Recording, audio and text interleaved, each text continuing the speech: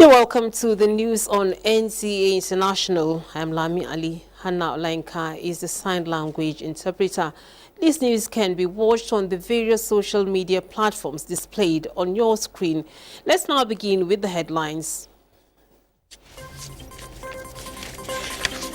First Lady celebrates Nigeria's first female cadet to attend Royal Military Academy. Sandhurst says her effort is inspiring.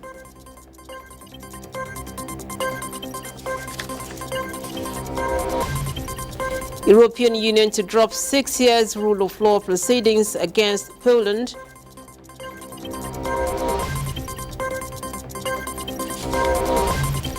And electricity distribution companies reduce tariff for Band A customers.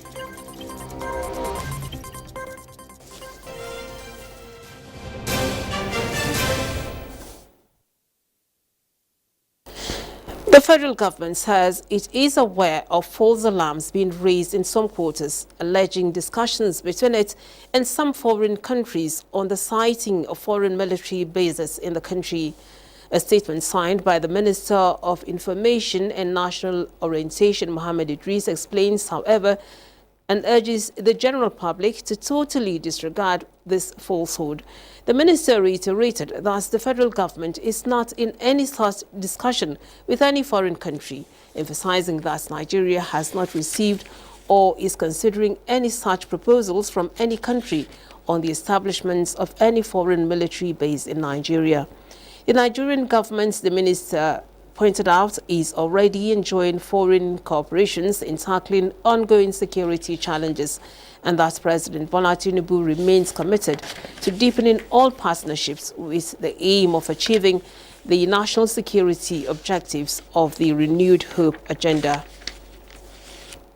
When young Nigerian females tell compelling stories of resilience and determination through their personal achievements in male-dominated spaces, they are considered inspiring and worthy of celebration. And that exactly is what Nigeria's First Lady Oluremi Tinubu did when she received and celebrated the country's first female cadet to attend the Royal Military Academy in Sandhurst, England. Second Lieutenant Princess Wowo in her office. State House correspondent Adeni Taiwo brings us the details. Meet Second Lieutenant Princess Owowo, a 23-year-old graduate of the Nigerian Defense Academy who just made history as the first female cadet in the country to attend the Royal Military Academy in Sandhurst, England. She is the toast of a proud nation after she recorded another feat as the first female Nigerian to be commissioned from the Royal Military Academy and earned the prestigious Sandhurst Medal for her extraordinary achievement on completion of her training. Commandant of the NDA, Kaduna, Major General John Ochai, who led her to the office of the First Lady, Oluremi Tinubu, described the celebrant as a unique cadet who surpassed many records at the academy to secure admission at the RMA in Sandhurst, England. Where she competed with males from other countries, like I mentioned earlier, United States, Canada, Australia, Pakistan, India. In that academy, gender is not given preference for anything. If you fail at any point, you'll be dropped. And all excelled and came out as one of the best.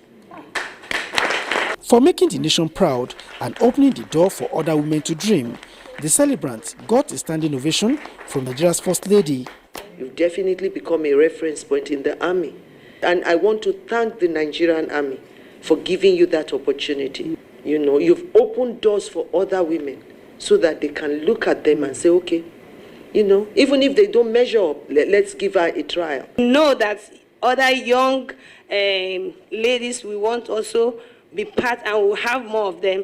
Born on December 21, 2000 in Imo State, Second Lieutenant Princess Owowo started her primary education at Army Demonstration School, Ojo, Lagos, in 2003 and gained admission into the NDA Kaduna as a member of the 70 regular course to study biological sciences. She says her focus is now on the intelligence community, where she is poised to serve her fatherland. As you can see, I'm now in the intelligence corps. I'll go through my courses, subsequent courses, and try my best to deliver what I can. On the request of Nigeria's First Lady, she is expected to participate as a panelist at a program being organized to honor Nigerian youths at the first-year anniversary of the current administration on the 26th of this month. In the State House, NTAi, NTA News. Former Vice President and People's Democratic Party presidential candidate in the 2023 election, Atiku Abubakar, has been described as one who is fast developing a reputation for distorting and manipulating facts for his self-serving objective of discrediting the current administration. In a statement by the Special Advisor to the President on Information and Strategy, Bayo Ononuga, frowned at Atiku Abubakar's latest press statement, saying the defeated People's Democratic Party candidate made claims on a number of issues that need to be corrected so that the public will not be misled into accepting fallacies as the truth. Onanuga noted that the President Bola Tinubu-led administration believes that every true and patriotic Nigerian, regardless of political differences, should work to promote the unity and the economic well-being of the country and not delegitimize genuine efforts of the federal government to encourage local and foreign investments into the economy. He pointed out that, contrary to Atiku's claim, the Tinubu administration within its first year has attracted over $20 billion into the economy, while President Tinubu was in New Delhi, India for G20 summit last year, August. Indian business leaders committed over $14 billion in new investments. A substantial part of the sum has already arrived Nigeria in an unmistakable vote of confidence in the economic reforms being executed by the Tinubu administration. Foreign investment in Nigeria's stock market has ballooned from 18.12 billion naira in first quarter of 2023 to 93.37 billion naira in first quarter of 2024, an increase of 415%. The presidential spokesman noted that the last time Nigeria witnessed such level of investment was in the first quarter of 2019, when 97.6 billion naira was invested. During President Tinubu's recent trip to the Netherlands, the Prime Minister, Mark Rutte, announced a fresh $250 million investment by Dutch businesses in Nigeria, just as different sectors of the economy, especially telecoms, manufacturing, solid minerals, oil and gas, e-commerce, and fintech, are attracting new foreign direct investment from discerning investors who know Nigeria is a good market for bountiful returns. The administration, he said, however, finds it strange that Atiku could accuse President Tinubu of conflict of interest in the award of Lagos-Calabar Coastal Highway to high-tech construction company, which he claimed is owned by Chagre family. Nigerians, Onanuga emphasized, should by now be well accustomed with what he called to Atiku Abubakar's disposition on many national issues. Bayo Onanuga wondered if it's not amusing that the former vice president, a man who openly said he formed Intel's Nigeria with an Italian businessman when he was serving in the Nigerian Customs Service, a clear breach of extant public service regulations, is now the one accusing someone else of conflict of interest. When he was vice president of Nigeria between 1999 and 2007, he maintained his business links with Intels that won major port concessions deals. A clear abuse of office and a flagrant violation of his oath that a company where he was a co-owner won major government contracts and concessions when he was vice president.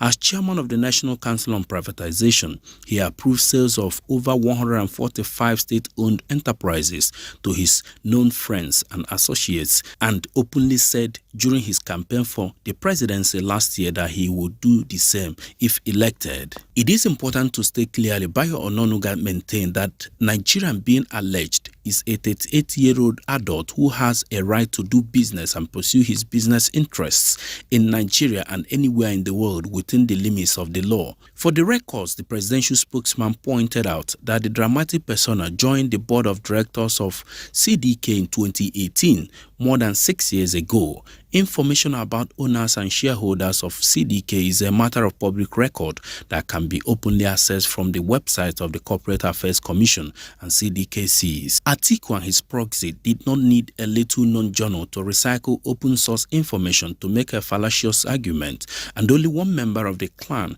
is on its 5-man board. Atiku Abubakar, the statement insists, has been waging an unrelenting war against this all-important and transformative Lagos-Calabar Highway project for no justifiable reasons other than bad politics. Atiku knows that its grand success and other projects to be unfurled, such as the Badagry-Sokoto Superhighway, will be a major boost for President Tinubu and finally upend his perennial presidential ambition. The statement reminds Atiku that infrastructural projects such as the Lagos-Calabar Coastal Highway are used to galvanize the economy. In the U.S., President Joe Biden has used his $2 trillion bipartisan infrastructure deal to revamp decaying American infrastructure and inject life into the U.S. economy.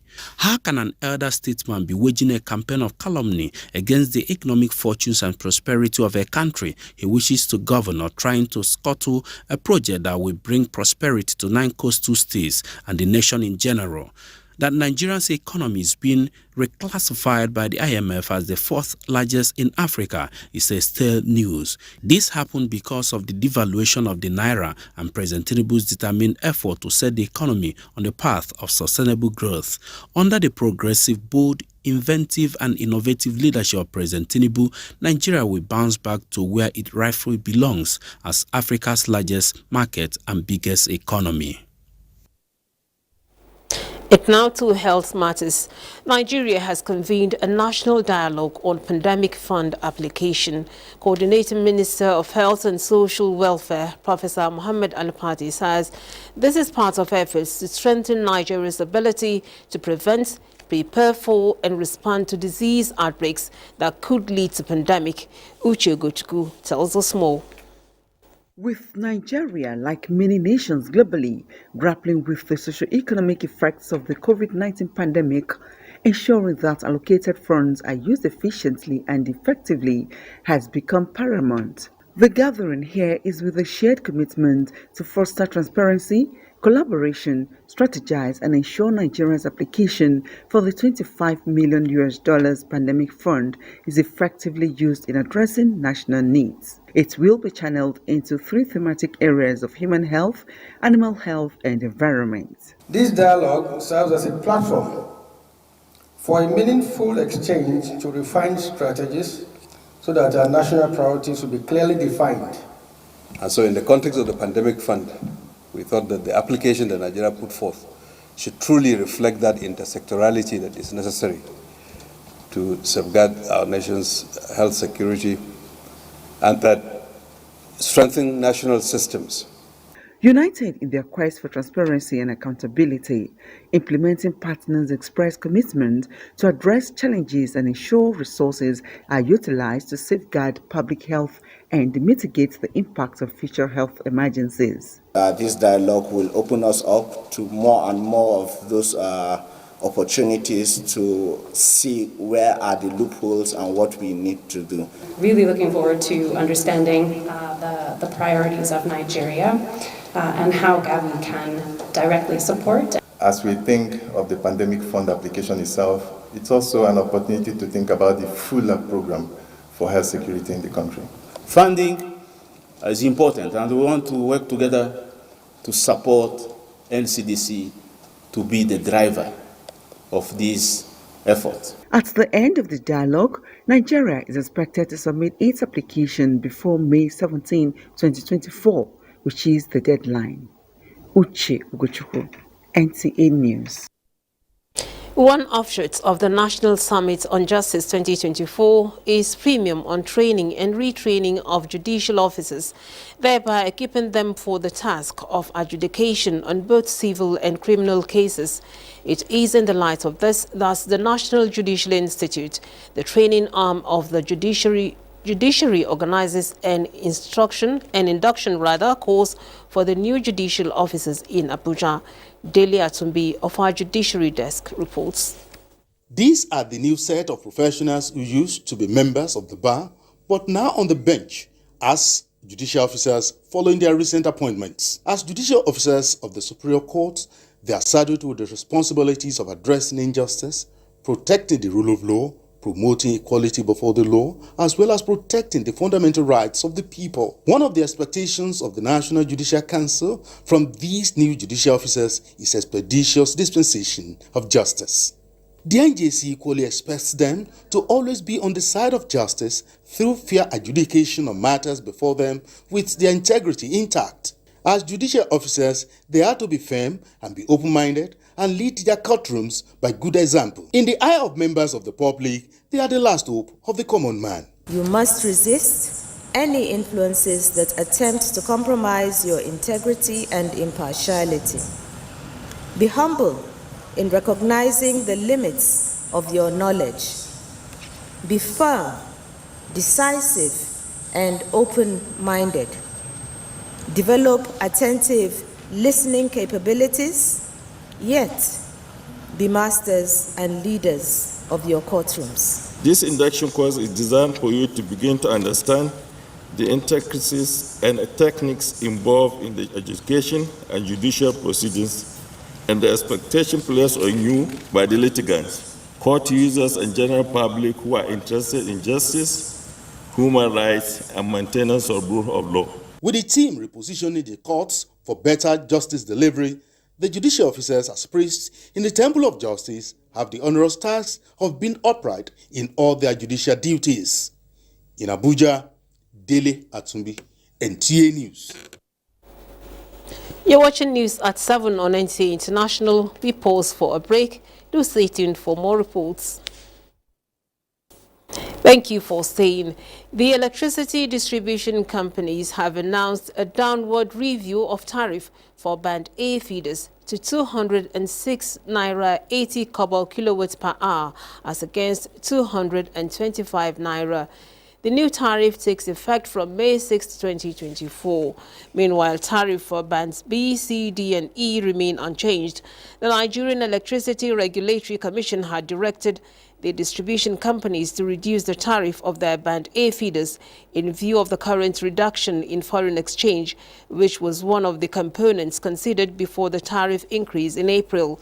The tariff for Band A customers, which was earlier increased from 68 Naira due to rise in inflation, exchange rate, and increase in price of gas, is to enable distribution companies recover sufficient revenue and incentive investments in the sector. Jamaican government has announced its intention to pursue a robust collaboration with Nigeria in the film and animation industries. The Jamaican High Commissioner to Nigeria, Lincoln Downer, made this known during a courtesy visit to the Minister of Art, Culture and the Creative Economy, Hannatu Musawa, in Abuja.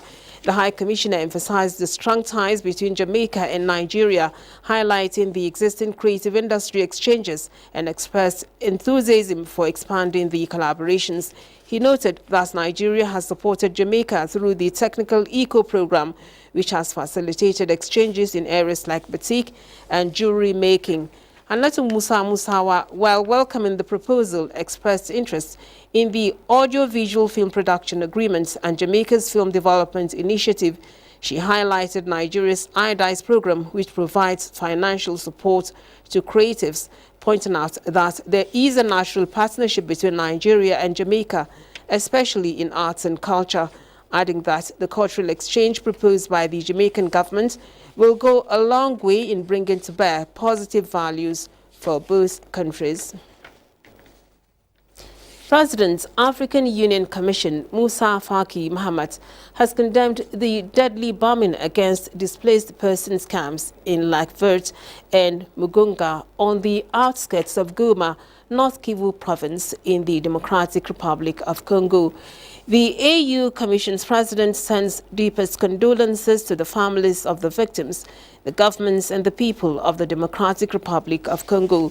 The chairperson of the commission reiterates the position of the African Union in favor of a comprehensive political solution to the peace and security challenges in the region. Now, counting of ballots has commenced after Chadians are voting to put an end to 3 years of military rule in the presidential election that boils down to an unprecedented duel between the head of the junta, Idris Deby Itno, and the Chadian Prime Minister, Success Masra Uche Ugochukwu, has the details. The voting in Chad's presidential election is described as a major step leading to the end of the country's three-year transition.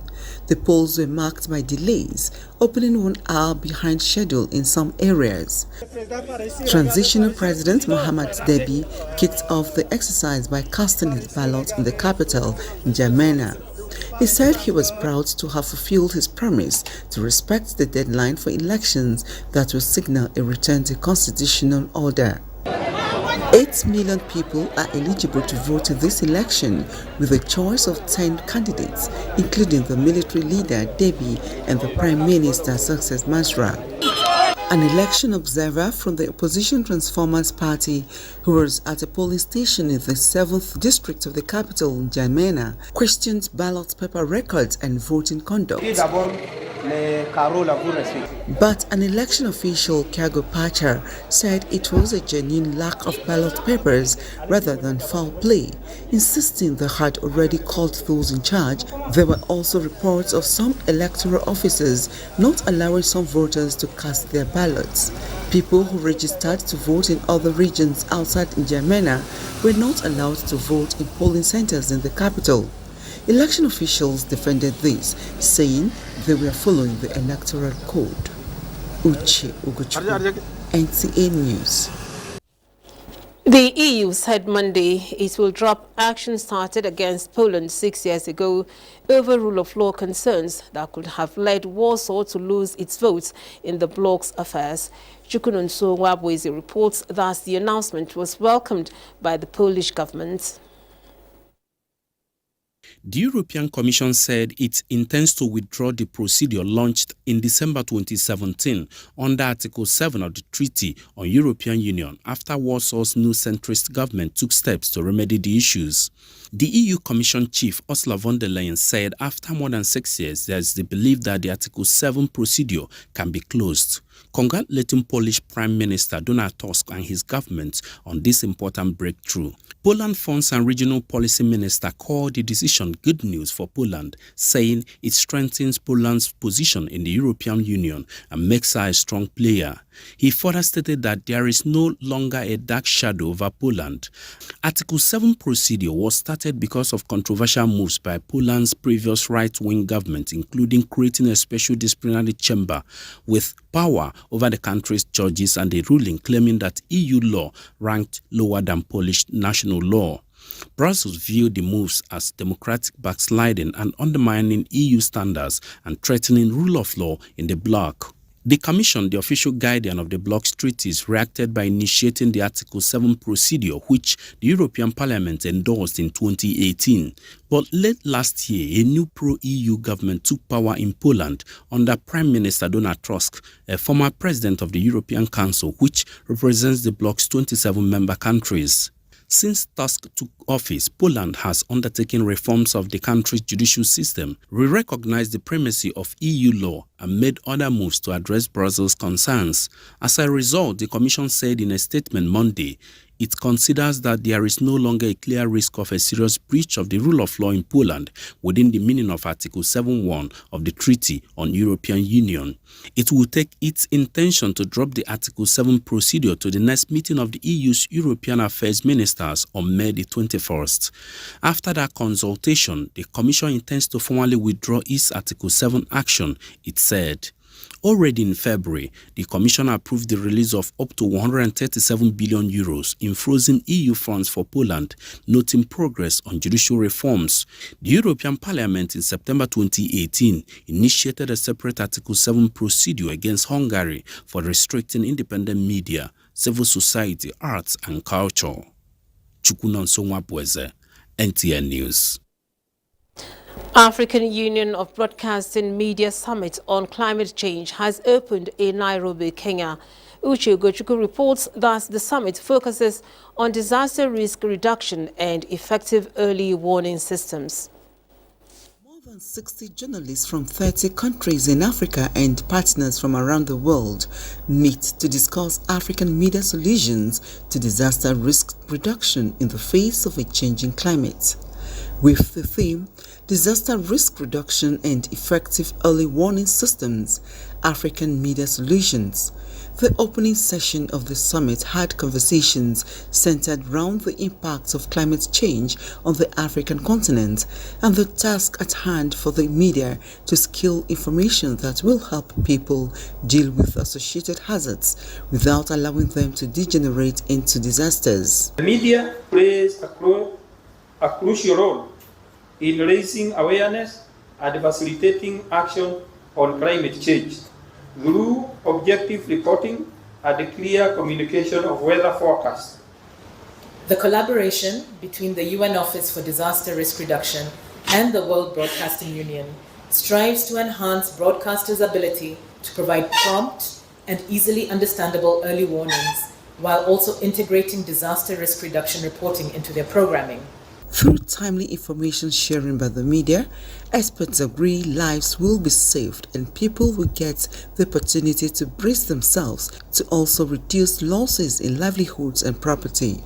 So we have to train much more journalists which can work with meteorological services to know what is happening and to inform people ahead of time.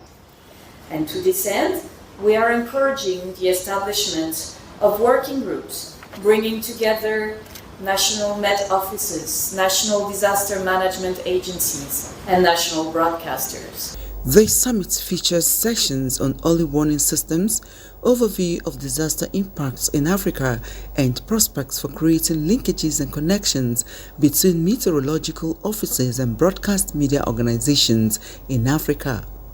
Uche Ugochukwu, NTA News. Tuesday's weather forecast is next.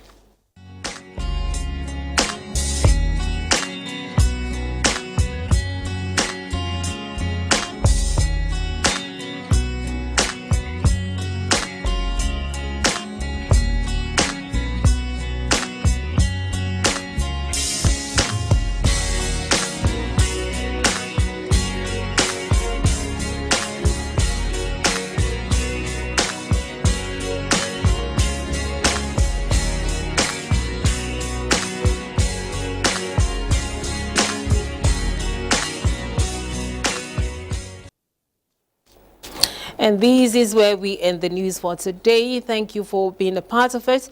I'm Lami Ali. Hannah Olainka has been the sign language interpreter. Have a good evening.